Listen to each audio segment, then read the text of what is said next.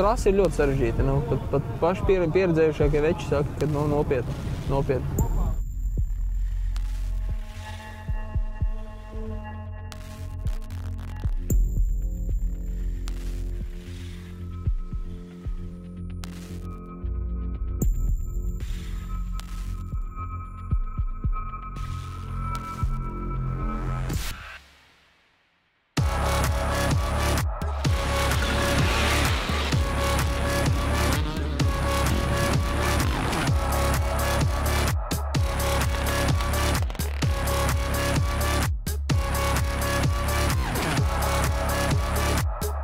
Tas ir labi priekš kritieniem. Finišā rāpus, pilnīgi gar malām, gar vaļņiem, netika jau finišā vairs iekšā.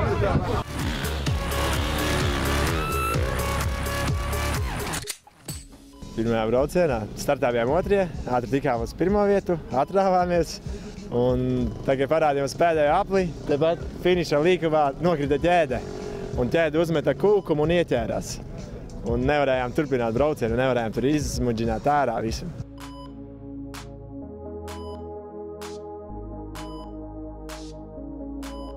Cerība braucienā arī pirmspēdējā aplī ķēde nokrita, bet par laimi neuzmeta to kūkumu un neieķērās. Tik stingri varējām dabūt ārā, uzlikt atpakaļ un tad nobraucām līdz galam pa otro. Lai uzvarētu finālā, noteikti ir vajadzīgs ļoti labs slēpotājs, jo principā šajā trasē no slēpotāja pilnībā viss atkarīgs.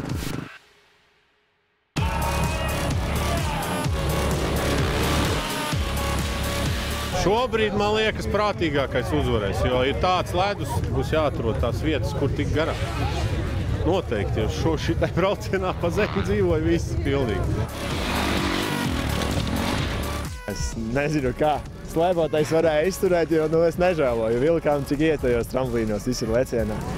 Ermansons brauca 3:0.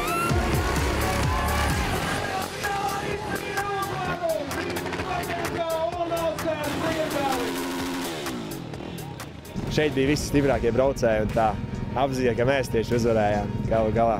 Beigās lielajā finālā par pirmo vietu Oskars Dzirgalis un Dīdzis Gorbenko!